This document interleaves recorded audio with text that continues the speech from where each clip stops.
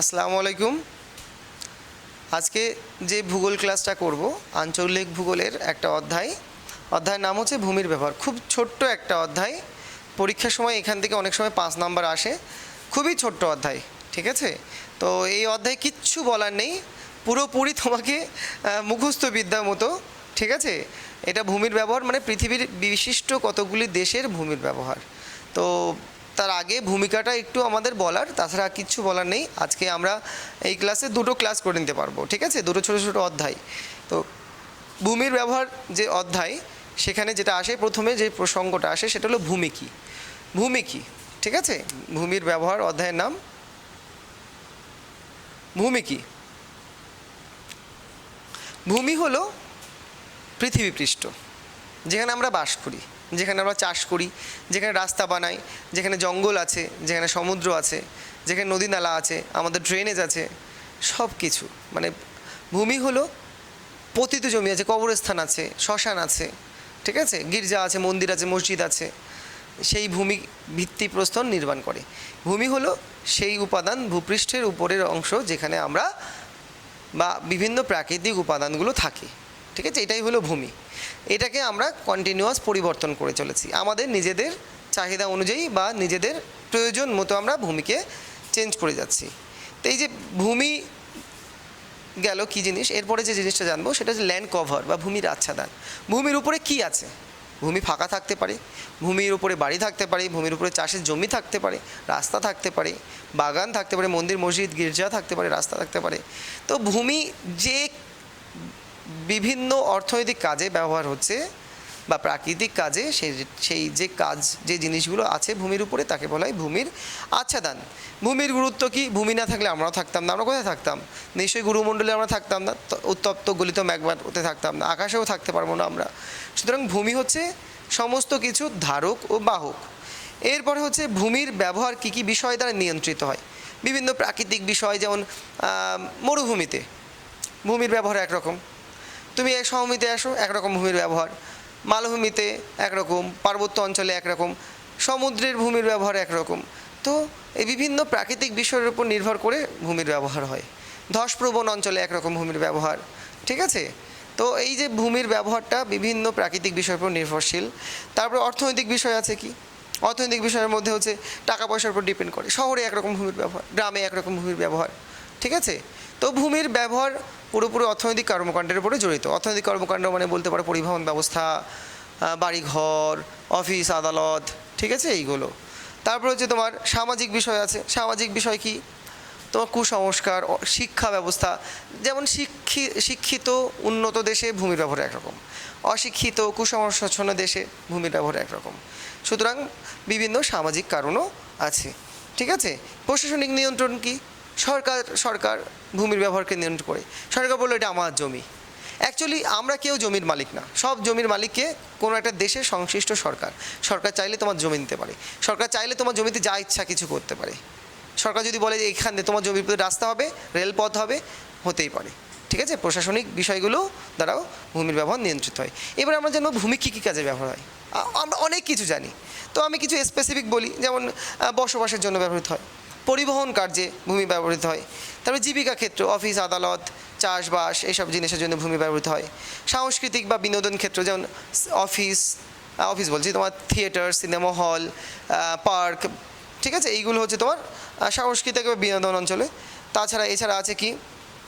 শ্মশান, ভাগাড়, তার হচ্ছে কসাইখানা, জঞ্জাল ফেলা জায়গা, পতিত জমি, মানে যেখানে কোনো কাজে লাগে না জমি। তো ভূমি এই বিভিন্ন কাজে ব্যবহৃত হয়, ঠিক আছে? পরীক্ষায় এইগুলো আসে, ভূমি কী কাজে ব্যবহৃত হয়। সহজ জিনিস, 2 নাম্বার, তোমরা বানিয়েও লিখতে পারবে, তবে পড়া থাকলে বা জানা থাকলে সুবিধা হবে।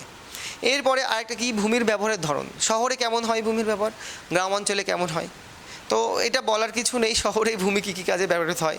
শহরে নিশ্চয়ই চাষের জমি থাকবে না, গ্রামেই থাকবে, ঠিক আছে? শহরে বাড়িঘর দেখবে, রাস্তাঘাট, কলকারখানা, পার্ক, সিনেমা থিয়েটার, সব কিছু দেখতে পাবে। গ্রামে কি? গ্রামে অন্য কিছু, পুরো প্রাকৃতিক বিষয়, ছোটো ছোটো বাড়ি, মাটির রাস্তা বা কাঁচা পাকা রাস্তা, চাষের ক্ষেত, শ্মশান, জঞ্জাল ক্ষেত্র, ভাগাড়, তারপর হচ্ছে তোমার কবরস্থান, মন্দির মসজিদ। শহরে সবই আছে কিন্তু খুবই ঘন, গ্রামে সব ফাঁকা ফাঁকা, উন্মুক্ত। শহরে উন্মুক্ত নয়, ঠিক আছে, পরীক্ষা আসে শহর আর গ্রামের ভূমির ব্যবহারে পার্থক্য লেখো। এরপরে যেটা আসবো সেটা হচ্ছে পরীক্ষায় যেগুলো আসে ইউএসের মানে আমেরিকা যুক্তরাষ্ট্রের ভূমির ব্যবহার লেখো, কানাডার ভূমির ব্যবহার লেখো। এগুলো বোঝানোর কিছু নেই, এগুলো বই দেখে তোমাকে ডিটো পড়তে হবে, ম্যাপ দেখে।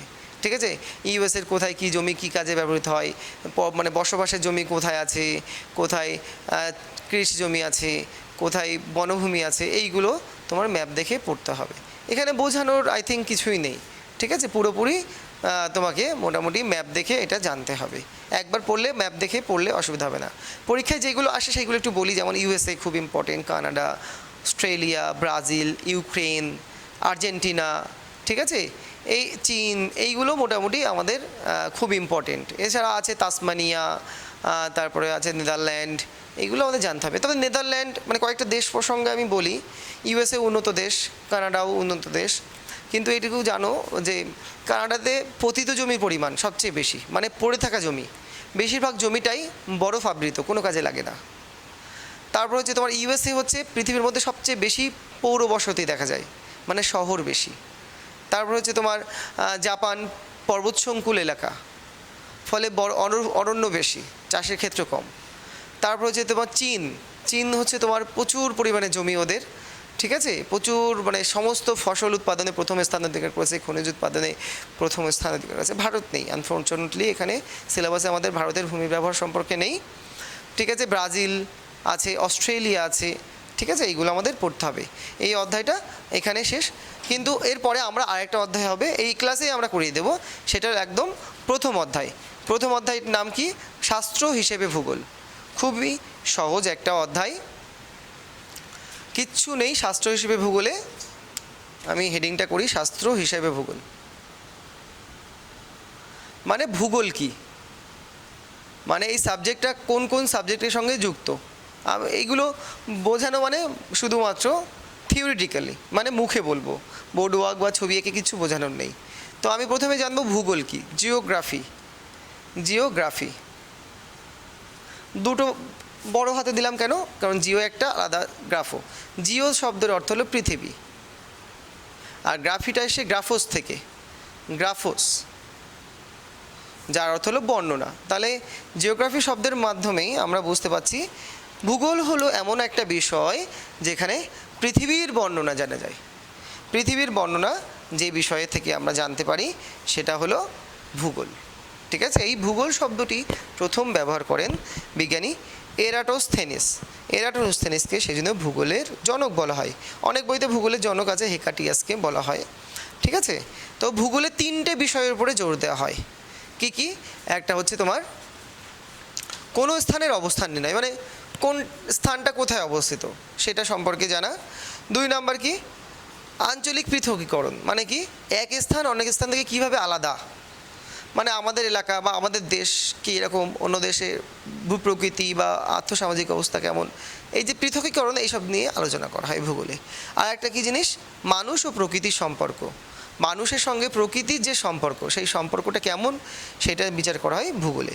ঠিক আছে, এইগুলো হচ্ছে ভূগোলের মূল প্রতিপাদ্য বিষয়, ভূগোলে আলোচনার মূল বিষয়বস্তু। ঠিক আছে, এই ভূগোল থেকে আমরা কি জানতে পারি?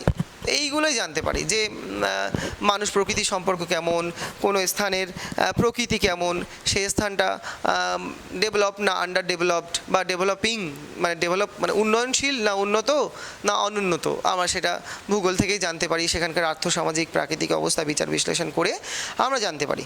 এরপরে আমরা জানবো ভূগোলের বিভিন্ন শাখা সম্পর্কে। ভূগোলের যে শাখাগুলো আছে মেনলি আমরা আসি কি কি। ভূগোলের যে শাখাগুলো আছে তার মধ্যে ভাগ হয়, যেমন প্রাকৃতিক ভূগোল, 2 হচ্ছে জীব ভূগোল, 3 হচ্ছে তোমার মানবীয় ভূগোল। এবার এই প্রাকৃতিক ভূগোলের মধ্যে কি কি আছে? প্রাকৃতিক ভূগোল মানে ভূগোলে শুধু প্রাকৃতিক বিষয়গুলো নিয়ে চর্চা হয়, প্রাকৃতিক ভূগোল বা ফিজিক্যাল যেগুলো। এর মধ্যে কি কি আছে? যেমন ভূতত্ত্ববিদ্যা, ভূতত্ত্ব, এই যে পৃথিবীর বিভিন্ন ভূমিরূপগুলো কীভাবে উৎপত্তি হয়েছে, তাদের ক্রম বিকাশ, তাদের বিবর্তন, সেটাই আমরা জানতে পারি ভূতত্ত্ববিদ্যা থেকে।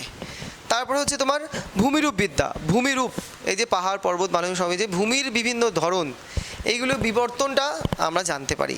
এই যে বিভিন্ন প্রাকৃতিক নদী, হিমবাহ, বায়ু, এইসব কাজ, তাদের ফলাফল, ক্ষয়জাত বা সঞ্চয়জাত ভূমিরূপ, এইগুলো সম্পর্কে আমরা ভূমিরূপ বিদ্যা থেকে জানতে পারি। তারপর হচ্ছে জলবায়ু বিদ্যা, জলবায়ু সম্পর্কে জানতে পারি যে বিষয় থেকে। জলবায়ু মানে কি, কোথায় বৃষ্টিপাত কেমন হচ্ছে, কোথায় তোমার হচ্ছে মেঘ হচ্ছে, মেঘের ধরন কি, প্রকৃতি কি, এই মেঘ থেকে বৃষ্টি হবে কি না, এই সবগুলো আমরা জানতে পারি যে বিষয় থেকে, সেটা হলো জলবায়ু বিদ্যা।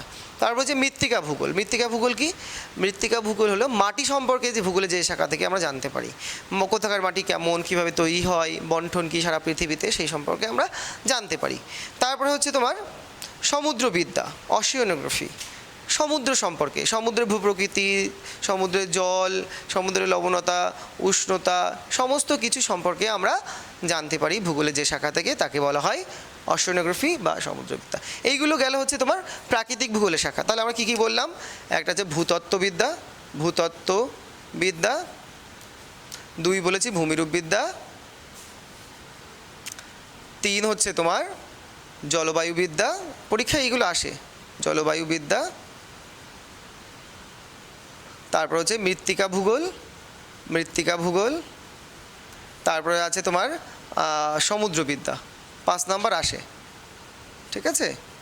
এইগুলো গেল হচ্ছে প্রাকৃতিক ভূগোলের অংশ। এরপরে আমরা জানবো জীব ভূগোল। জীব ভূগোল কিছু না, খুবই সহজ, যেখানে জীবন সম্পর্কে জানতে পারি, উদ্ভিদ, প্রাণী, তাদের আন্তঃসম্পর্ক, এইগুলো জানতে পারি যে শাখা থেকে ভূগোলের, তাকে বলা হয় জীব ভূগোল। জীব ভূগোলে কী কী শাখা আছে? উদ্ভিদ ভূগোল, যে শাখা থেকে শুধু উদ্ভিদ সম্পর্কে, উদ্ভিদ বন্টন, প্রকৃতি, বেড়ে ওঠা, এগুলো সম্পর্কে আমরা জানতে পারি। তারপর হচ্ছে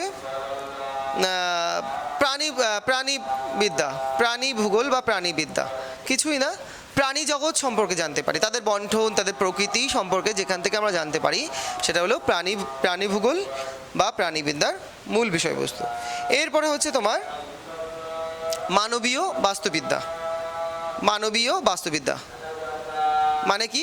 মানুষের সম্পর্কে যেখান থেকে জানতে পারি, মানুষের সম্পর্কে না, মানুষ ও প্রকৃতির আন্তঃসম্পর্ক, মানুষ কীভাবে প্রকৃতিকে চেঞ্জ করে, পরিবর্তন করে সেখানে নিজের আধিপত্য বিস্তার করছে, নিজের বসবাস উপযোগী করে তুলছে, প্রকৃতিকে কীভাবে চেঞ্জ করছে, ঠিক আছে? সেইগুলো আমরা জানতে পারি মানবীয় বাস্তু সংস্থান থেকে। আর একটা হচ্ছে পরিবেশ ভূগোল। পরিবেশ ভূগোল, পরিবেশ সম্পর্কে যেখানে আলোচনা করা হয়, মানে পরিবেশ ভূগোল মানে হচ্ছে এই সবগুলো নিয়ে আলোচনা করা হয় যে শাখায়, তাকে বলা হয় পরিবেশ ভূগোল। এরপরে আমরা আসবো মানবীয় ভূগোল। মানবীয় ভূগোল মানে শুধু মানুষ, পৃথিবীর বিভিন্ন অঞ্চলের মানুষ সম্পর্কে যেখান থেকে জানা যায়, তাদের বন্টন, প্রকৃতি, পৃথিবীর মানুষ সম্পর্কে যেখানে আলোচনা করা হয়, তাকে বলা হয় মানবীয় ভূগোল। মানবীয় ভূগোলের বিভিন্ন শাখা আছে, যেমন কি রাশিমাত্রিক ভূগোল, স্ট্যাটিস্টিক্স, মানে অঙ্কের মাধ্যমে যখন মানুষের বন্টন আলোচনা করা হয়, মানুষের প্রকৃতি না, মানুষের বন্টনের প্রকৃতি, ঠিক আছে? এই সম্পর্কে আমরা যখন জানতে পারি, তখন তাকে যে বিষয় থেকে, সেটা হচ্ছে রাশিমাত্রিক। এটা পুরোপুরি অঙ্কের বিষয়, এখানে অঙ্কের বিভিন্ন নিয়ম নীতি প্রয়োগ করা হয়। তারপর হচ্ছে অর্থনৈতিক ভূগোল। অর্থনৈতিক ভূগোল মানে অর্থনীতি, কৃষি, শিল্প, এইসব সম্পর্কে জানতে পারা যায় যে ভূগোলের শাখা থেকে, তাকে বলা হয় অর্থনৈতিক ভূগোল। কৃষি, শিল্প, পরিবহন, যোগাযোগ ব্যবস্থা, এই সম্পর্কে। তারপর হচ্ছে তোমার রাজনৈতিক ভূগোল, রাজনীতি সম্পর্কে, দেশ, সরকার, দেশ গঠন, এই সম্পর্কে জানা যায় যেখান থেকে, তাকে বলা হয় রাজনৈতিক ভূগোল। ঐতিহাসিক ভূগোল, ভূগোলের ইতিহাস আছে, কীভাবে বিবর্তন হয়েছে বিভিন্ন তত্ত্ব, বিভিন্ন ভৌগোলিক বিষয়ের, সেইগুলো জানতে পারি আমরা ঐতিহাসিক ভূগোল থেকে। ঐতিহাসিক ভূগোল। তারপরে হচ্ছে তোমার জনসংখ্যা ভূগোল। জনসংখ্যা ভূগোল, জনসংখ্যা ভূগোল কি? জনসংখ্যার বন্টন, প্রকৃতি, জনসংখ্যা কীভাবে বাড়ে, কমে, তাদের কোথায় বন্টন, কী কী বিষয় দ্বারা জনসংখ্যার বন্টন নিয়ন্ত্রিত, সেই সব সম্পর্কে জানা যায় জনসংখ্যা ভূগোল থেকে। এরপর হচ্ছে জনবসতি ভূগোল। জনবসতি ভূগোল কি?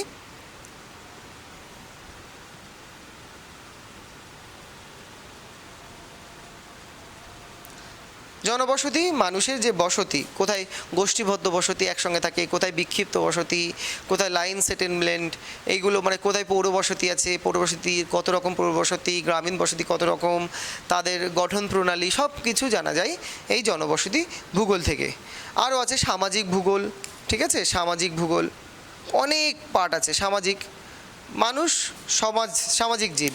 তো এই বিভিন্ন মানুষ সম্পর্কে জানা যায়, তাদের ধর্ম, তাদের জাত, তাদের রং, ভেদাভেদ, এই সব জিনিস জানা যায় এই সামাজিক ভূগোল এই শাখার থেকে। আর আছে একটা দার্শনিক ভূগোল, মানে ফিলোসফি অফ জিওগ্রাফি। দার্শনিক ভূগোল কি? ভূগোলেও দর্শনের স্থান আছে। ভূগোলের বিবর্তনিক যে দর্শন আছে, সেই বিভিন্ন দর্শন সম্পর্কে, যেমন গ্রিক দর্শন আছে, ল্যাটিন দর্শন আছে, ঠিক আছে, সেই সম্পর্কে অ্যারেবিয়ান দর্শন আছে, সেই সব সম্পর্কে আমরা এখান থেকে জানতে পারি। তো এই অধ্যায়ে বিশেষ কিছু নেই, ভূগোল কি, বিভিন্ন শাখা, আলোচ্য বিষয় সম্পর্কে জানা যায়। আজকে এই পর্যন্তই থাক। সবাইকে ধন্যবাদ। আসসালামু আলাইকুম।